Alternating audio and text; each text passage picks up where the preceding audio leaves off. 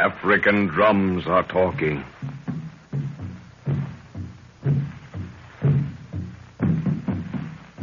Spotted sunlight fades from the floor of the forest, and daytime twilight becomes a wall of inky blackness.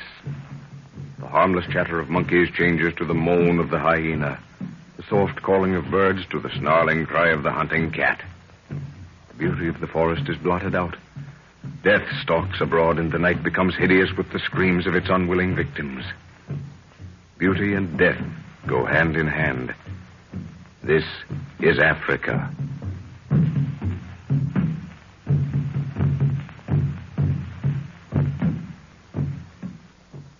In the village of the Leopard Men, Ifabe, the mysterious native girl who has just broken the charm of death cast on Jack by Melini, the witch doctor, hands the professor a beautiful golden goblet with strange carvings on it.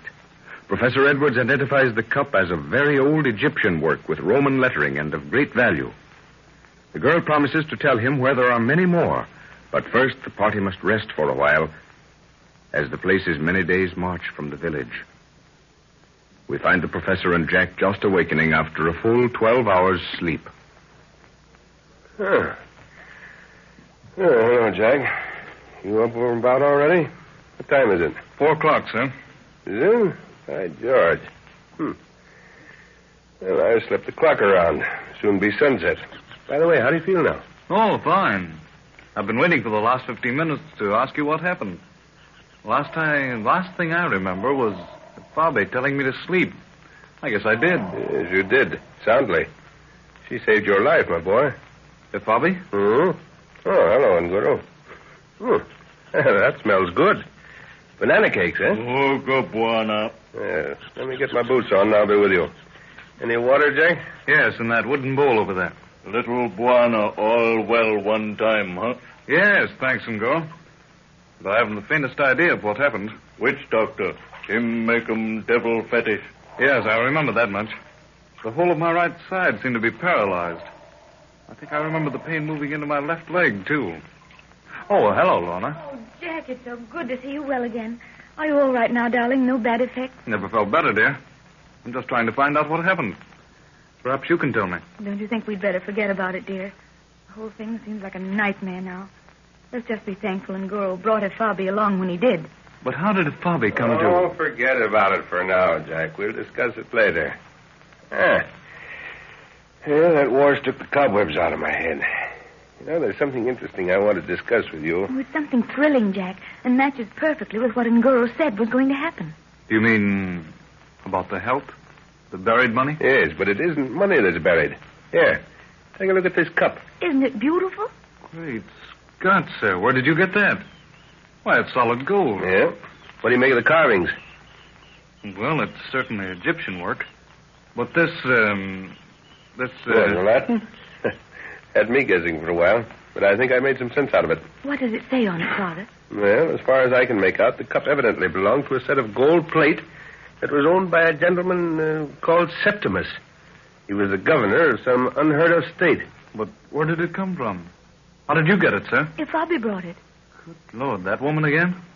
She seems to be in everything. I'm afraid she's going to be in a lot more before we can get rid of her. She made Father promise to help her in some mysterious quest before she'd attempt to... Well, before she'd help you. Oh, I see. Well, that was better fill up on these banana cakes while they're hot, people. Very good. Nguro cooked them. I had mine in my hut before you folks were about. How does he make them, Father? With flour from dried bananas. Native dish. Now, come on, Jack. I'm a bit worried about that promise you had to make, sir. It put you in a rather awkward position. Well, Fabi certainly chose the right moment to ask it. But now, I'm not at all sorry she did. She says there are a lot more gold cups where that one came from. But the whispering forest of death she spoke of, what does she mean by that? It sounds horrible. Oh, it's a native name for part of unexplored jungle. I've heard it spoken of. Fantastic tales of voices that speak from nowhere.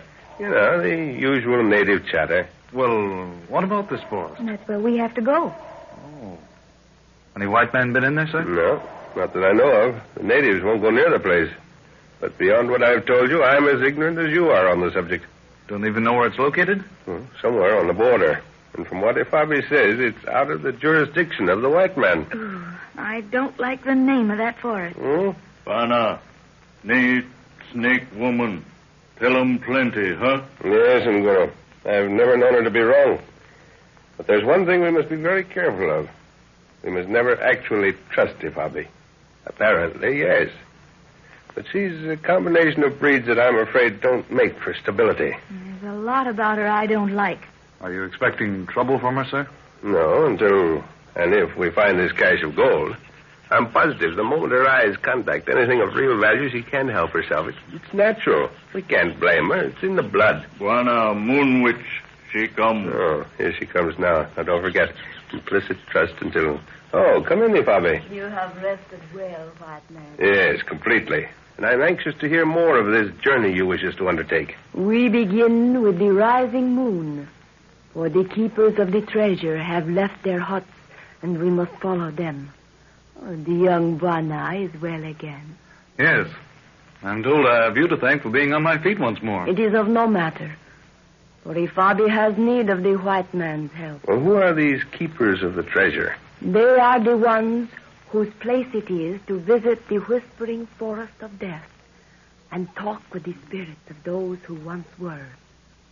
With the passing of the 4 seasons, the waning of a moon, these 2 men leave their huts for that purpose. Yes, I've heard of such things. They keep the secret of the treasure in one family and visit it once a year to see that it's safe, eh? And no man may follow because of the devils who guard the way. Well, then, how did you come by this cup of gold, Ifabi? There were 3 brothers, white man. They were called the keepers of the treasure. One of them brought the cup to me as a gift. And now there are only 2 keepers, eh? Yes. They guard their secret well. The other 2 found out, eh? Evidently. So, you don't know the exact location? Ifabi knows that it lies below the surface of the earth in a box, which rests between 2 upright stones. These stones have a writing upon them which no man may read. But the way through the forest is dark, and the keepers of the treasure know the secret path. Which will make it easier, of course. Now, does anyone in the village know of your intentions? I have caused it to be known that I visit the souls of the dead, which is true, for there are many in the whispering forest of death. Ngoro, Aye, Bwana. you've heard what Ifabi has to say. What think you? Bwana, him say go, and Guru say go. Maybe catch 'em forest devil, make 'em fight, huh? That's all you live for, in the hope there'll be a fight. And we may catch a forest devil at that. Well, any suggestions, people? Personally, Father, I'd like to know more about this forest with the spooky name. Does Ifabi know anything about it? Ifabi knows that the breath of eternal sleep whispers unceasingly through its branches, and even the jackals may not stay within the reach of its perfumed breath. Perfumed breath, eh? Well, aren't you afraid to go in there, Ifabi? Death holds no terror for Ifabi, since life and death are but one in many ways. Well, all right, then. It's settled. When do you want to start? It is well to begin now, as the sun is leaving the earth. Ifabi will meet you where the trail joins the mountains. Where does the trail begin? To the east of the village, and will lead along the roots of the mountains. Your warrior will find it. The keepers of the treasure will not hide their marks, for all men know it is forbidden to follow. Ifabi goes now.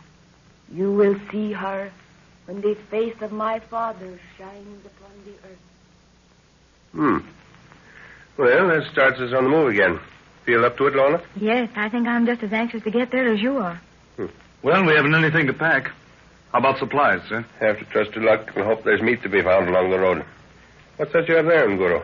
Him plenty banana, make 'em bread, Bwana. Banana flour. Well, you people can have all the meat you want. I'll take Nguro's cake. Well, have you left anything in your hut that you might need, Lorna? I haven't anything to leave, Father, unless it was some of the dirt from the cave. Hear that leopard, sir? Yeah. Sounds as if it's been wounded. Drum's talking, too. Bwana, him which doctor go for be plenty dead. Locally say Melini die. Melini dead? Well, let's have a look. Hey, George, yes, they're pulling down the walls of his hut. There'll be a dance of death in the village tonight. Does it say how he died, Father? No, they're merely acquainting other witch doctors of the fact. But I think I can make a good guess. Melini and Ifabi practically ran this village between them. I was wondering how they were going to split up. He evidently knew she was going after the treasure. Nice little traveling companion to look forward to, sir. Yeah, so you see what we have to look out for. Hello. Yeah, there's another message going out. The natives are gathering in the square. They seem excited about something. Juana, locally say white man dower kill Melini. What does he say, Father? But the drum says the white man's medicine killed Melini. Quick, everybody. We've got to move out right away. I'll bet the chief's son started that. Well, they're starting down this way, sir.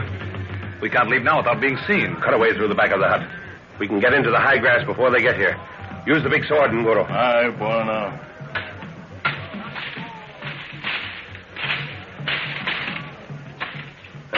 That'll do. Come on, I'll lead the way, Ngoro. Follow him, Lorna. Have we got everything, Jack? I think so. All right. Let's go.